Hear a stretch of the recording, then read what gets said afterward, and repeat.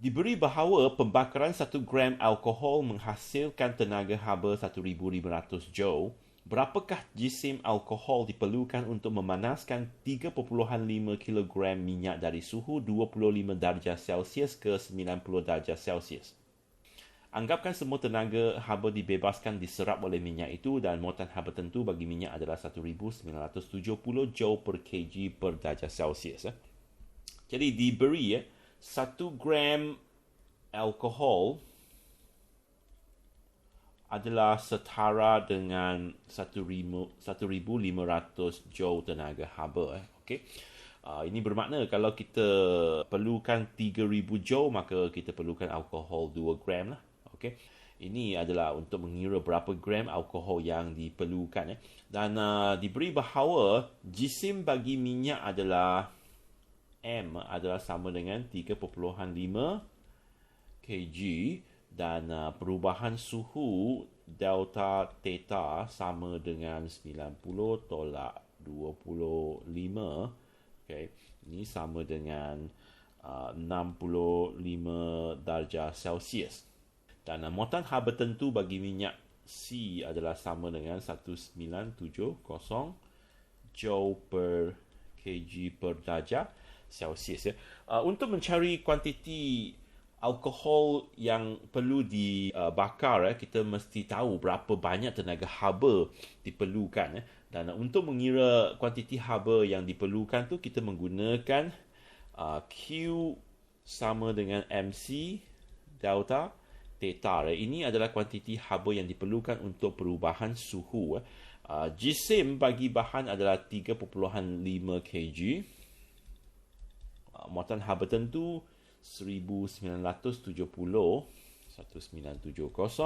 dan delta theta adalah 65 darjah Celsius. Okay.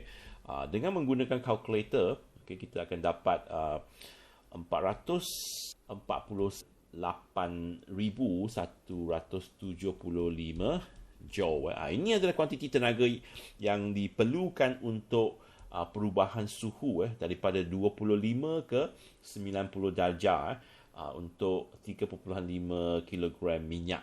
Okay. Jadi 1 gram alkohol untuk menghasilkan tenaga 1,500 joule. Jadi untuk menghasilkan kuantiti haba yang sebanyak ini, jisim yang diperlukan atau jisim alkohol yang diperlukan, jisim alkohol yang diperlukan, okay, sama dengan kuantiti ini bahagi dengan 1,500. Okay. 448,175 bahagi dengan 1,500. Ini sama dengan 298.8 gram. Okay.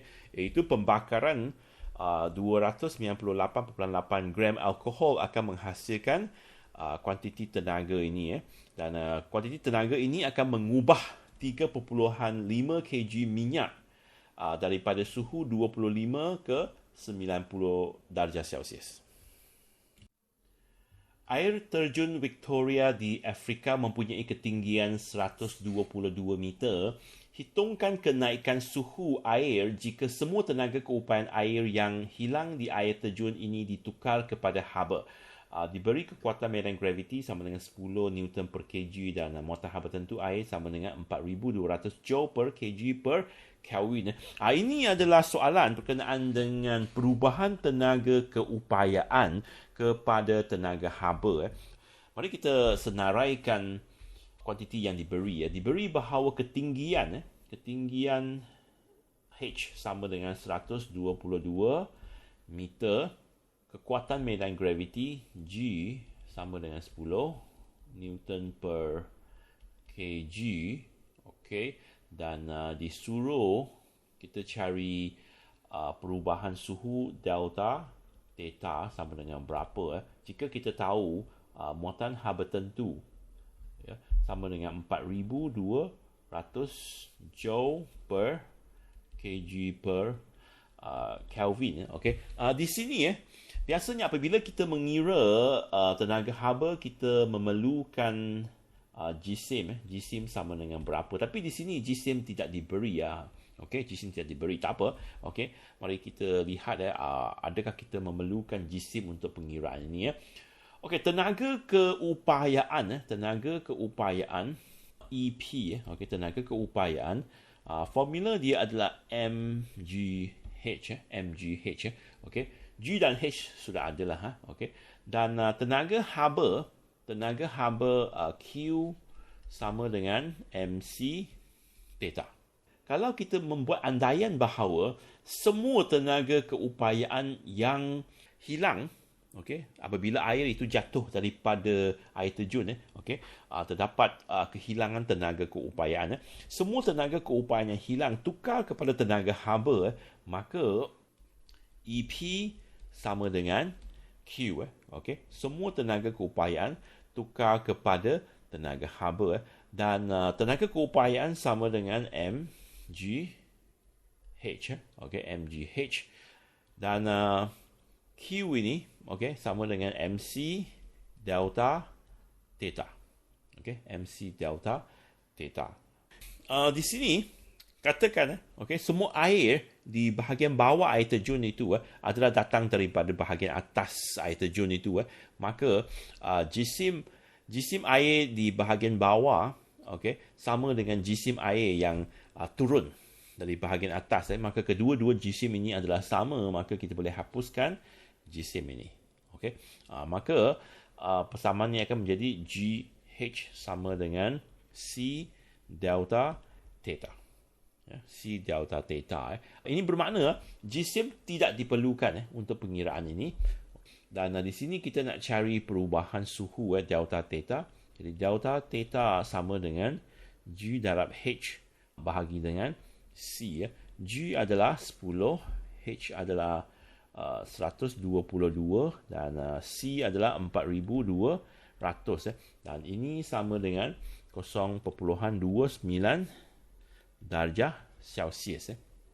Okey. Jadi suhu di bahagian bawah air terjun itu adalah 0.29 darjah Celsius, lebih tinggi daripada suhu di bahagian atas air terjun itu. Ini kerana tenaga keupayaan telah tukar kepada tenaga haba apabila air itu dia jatuh daripada bahagian atas air terjun itu ke bahagian bawah air terjun. Butiran plumbum berjisim M ditempatkan di bahagian bawah satu silinder cardboard menegak yang panjangnya 1.5 meter dan ditutup pada kedua-dua hujungnya. Silinder terbalik supaya butiran plumbum jatuh daripada satu hujung ke hujung yang lain. Berapa banyak suhu butiran plumbum akan meningkat jika proses ini diulang 100 kali? Andaikan tiada kehilangan haba ke persekitaran. Okey, soalannya adalah macam ni. Kita ada satu silinder, silinder cardboard. Kedua-dua hujungnya telah ditutup. Lepas tu kita letakkan butiran plumbum. Butiran plumbum. Lepas tu kita terbalikkan dia. Kita terbalikkan dia. Apabila kita terbalikkan dia, butiran plumbum ini dia akan jatuhlah. Apabila butiran plumbum ini dia dinaikkan ke bahagian atas tu, butiran plumbum itu dia akan jatuh ke bawah. Kita terbalikkan dia. Setiap kali dia jatuh 1.5 meter. Sebab panjang dia adalah 1.5 meter. Panjang 1.5 meter.